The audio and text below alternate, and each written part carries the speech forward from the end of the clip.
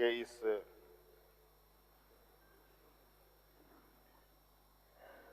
अभ्यास का हिस्सा बन रहा हूं और हमारी पूरी पार्टी और पूरा गठबंधन दल आदरणीय चंपा सोरेन जी को समर्थन करता है और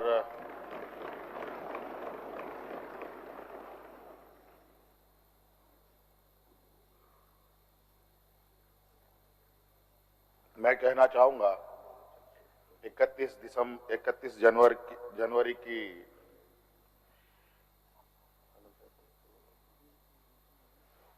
जो काली रात, काला अध्याय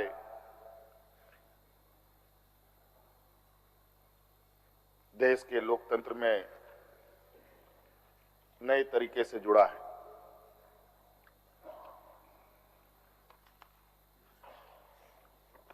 इकतीस तारीख रात को देश में पहली बार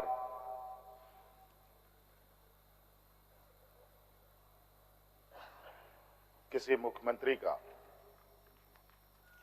गिरफ्तारी हुई हो, मेरे संज्ञान में नहीं है। ये मुझे लगता है ये पहला घटना है और मुझे लगता है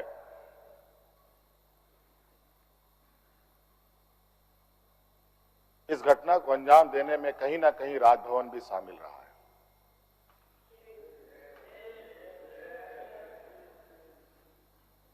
और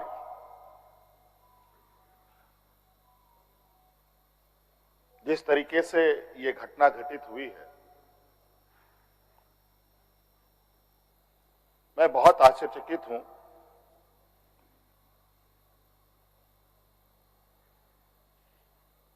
इसलिए कि मैं एक आदिवासी वर्ग से आता हूं। नियम, कायदे, कानून की जानकारी का थोड़ा अभाव रहता है। बौद्धिक क्षमताएं अभी हमारे विपक्ष के बराबर हम लोगों की नहीं है, लेकिन सही गलत की समझ तो हर इंसान भी रखता है, हर जानवर भी रखता है।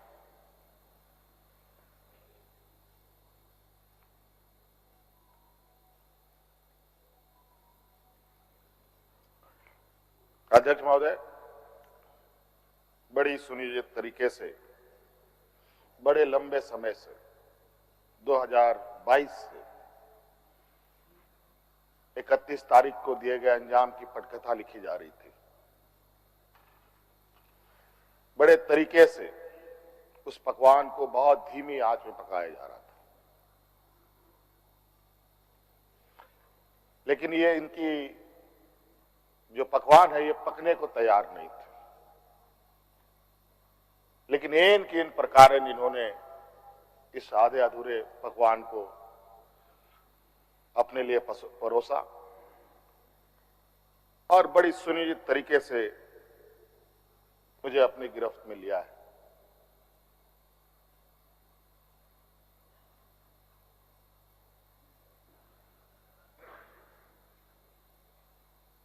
और आज कहीं ना कहीं ऐसा लगता है अध्यक्ष महोदय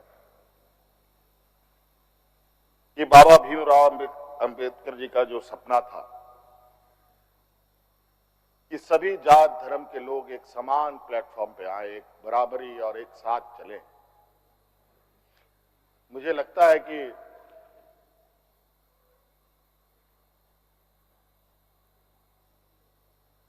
जिस तरीके से बाबा भीमराव अंबेडकर जी को भी अपना समाज छोड़कर बौद्ध धर्म अपनाना पड़ा, ऐसे ही आदिवासी दलितों के साथ भी आने वाला भविष्य में करने की तैयारी हो रही है।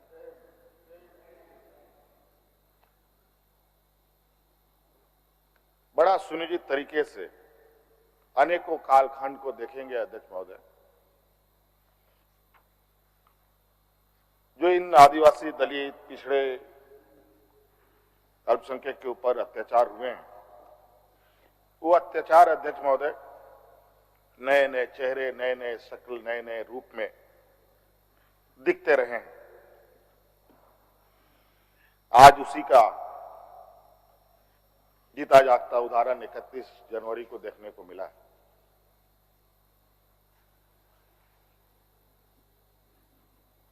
और आज कहीं ना कहीं इन वर्गों के प्रति जो हमारे सत्ता पक्ष की घृणाएं हैं, ना जाने इनकी घृणाएं इनको ताकत कहां से मिलती है, ये हमारे समझ से परे है।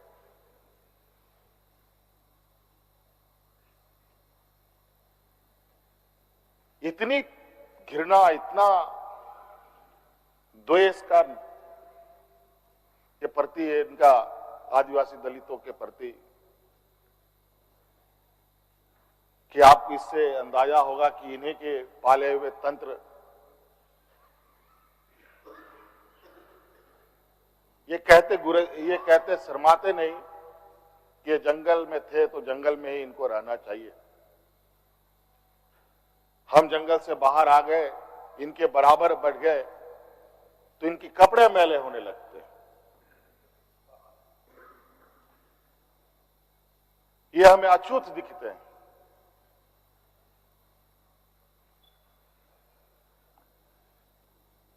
और इन्हीं विडंबना को तोड़ने के लिए हमने एक प्रयास किया था अध्यक्ष महोदय, क्योंकि झारखंड आदिवासी दलित पिछड़ा राज्य है, इन समूह को आगे बढ़ने का, इनका मार्ग प्रशस्त करने में हमने कोई कमी नहीं छोड़ी। इनका बस चले तो हम अभी भी जंगल में जाकर के वही 50-100 साल पुरानी जिंदगी में जिए। और मुझे इसका आभास था अध्यक्ष महोदय, जो इनके अंदर छुपी कुंठा है वो आए दिन ये बयां करती थी, इनके आचरणों से, इनके बयानों से।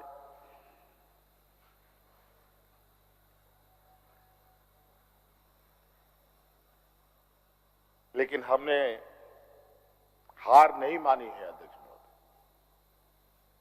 इनको लगता है कि मुझे जेल के सलाखों के अंदर डालकर ये अपने मंसूबे में सफल हो जाएंगे। ये झारखंड है अध्यक्ष महोदय, ये देश का एक ऐसा राज्य है जहां हर कोने में आदिवासी दलित पिछड़े वर्गों से अनगिनत सिपाहियों ने अपनी कुर्बानी देकर यहां के आदिवासी दलितों की जान बचाई। देश आजादी के सपने भी ये लोग नहीं देखते थे अध्यक्ष महोदय, तब से झारखंड के आदिवासी अपनी हक अधिकार की लड़ाई लड़ रहे। ये तो बहुत बाद में आए, लेकिन बौद्धिक संपन्नता, आर्थिक संपन्नता, आज तक इन लोगों ने देश का गांधी टोपी नहीं पहना अध्यक्ष महोदय।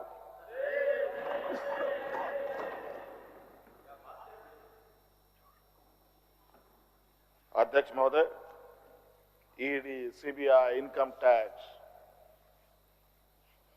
जिनको देश के विशेष और काफी संवेदनशील व्यवस्थाएं कही जाती है, जहां करोड़ों रुपया, 12 लाख 14 लाख करोड़ रुपया डकार कर इनके सहयोगी विदेश में जाके बैठे हैं, उनका एक बाल बाका करने का औकात इनके पास नहीं है। इनके पास औकात है देश के आदिवासी दलित पिछड़े के ऊपर, और बेगुनाह लोगों पर, और उसमें भी गुनाह किया हो तब की बात तो अलग है, बेगुनाहों पर अत्याचार कर। आज मुझे किस लिए अरेस्ट किया गया अध्यक्ष महोदय? 8.5 एकड़ जमीन के घोटाले पर। अगर है हिम्मत सदन में तो कागज पटक कर दिखाएं कि 8.5 एकड़ का जमीन हेमंत सोरेन के नाम पर है। अगर होगा मैं उस दिन से राजनीति से इस्तीफा दे दूंगा। अध्यक्ष महोदय,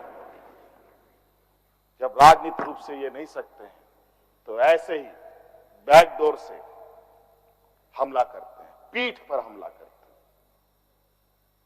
अध्यक्ष महोदय, मैं आंसू नहीं बहाऊंगा, आंसू वक्त के लिए रखूंगा। आप लोगों के लिए आंसू का कोई मतलब नहीं। आदिवासी दलितों का, पिछड़ों का, आदिवासी के आंसुओं का कोई मोल नहीं। वक्त आने पर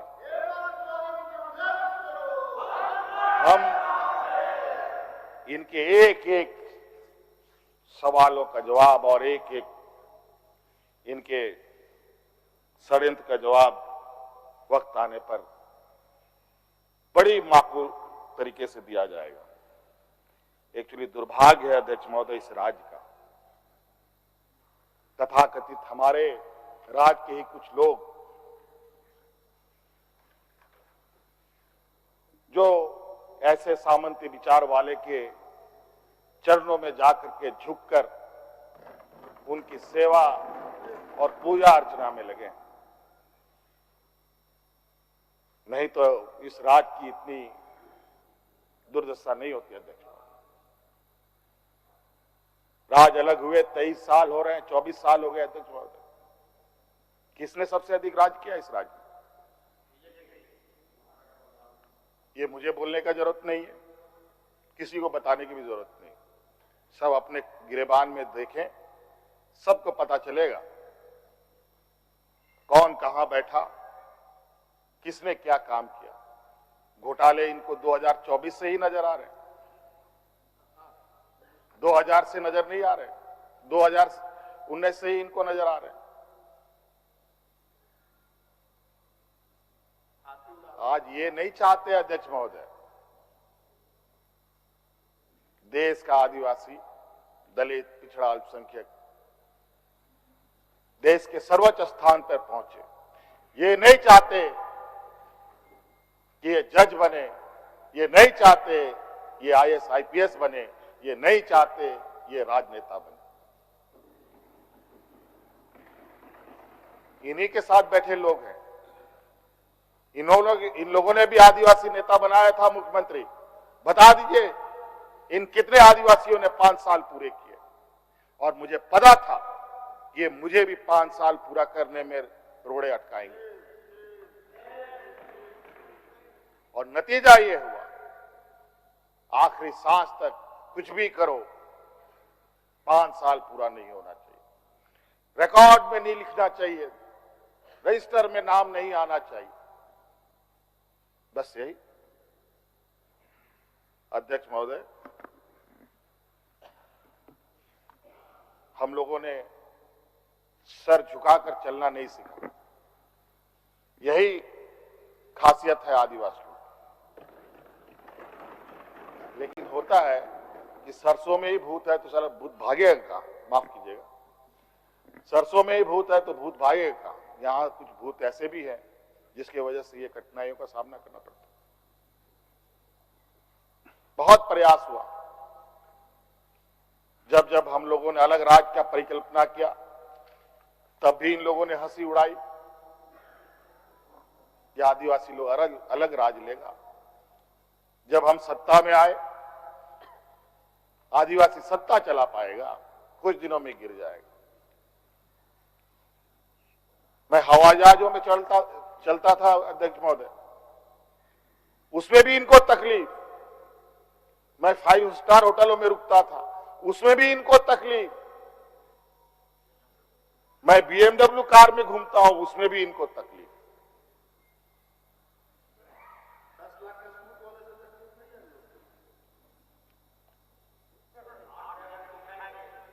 क्या कहावत है कि हम करें तो गुनाह, ये करें तो क्या, यही कहावत है। खैर छोड़िए। अध्यक्ष महोदय, बड़ा विचित्र स्थिति है अब जो स्थिति दिखाई दे रहा है अध्यक्ष महोदय।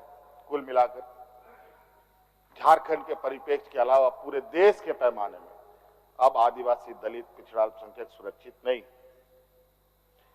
विशेषकर झारखंड में तो यहां के खनिज संपदाओं को, जो वर्षों से इस पर लोगों की गिद्ध नजर है और आगे भी रहेगी।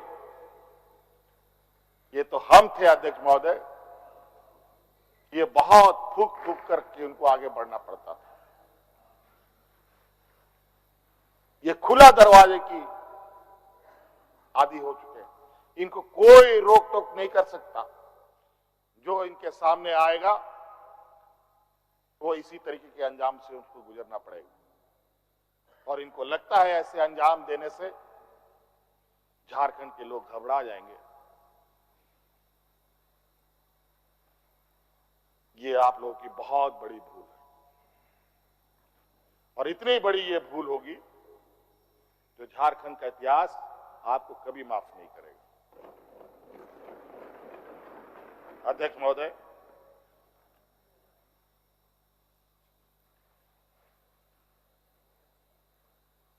आज जो षड्यंत्र का पैमाना है वो इस कदर बड़े उसके जो दायरे बने हैं, कानून के अंदर रह करके गैर कानूनी काम करना कैसा हो, ये कर किसी से सीखना हो तो इन लोगों से सीखिए और इनके संस्थाओं से सीखिए।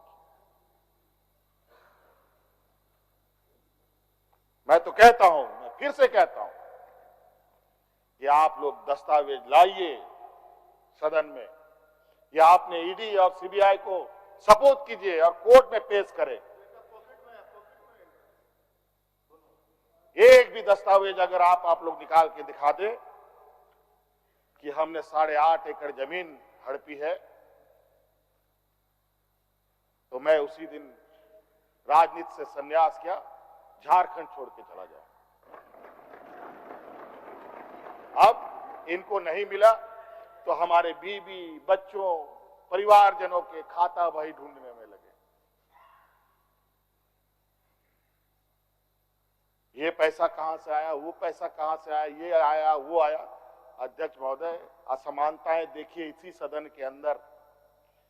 जो सरकार के द्वारा उपलब्ध कराए जा रहे ऋण, जो यहाँ के आदिवासी विधायकों को कितने वर्षों के लिए मिलता है और गैर आदिवासियों को कितने सालों के लिए मिलता है।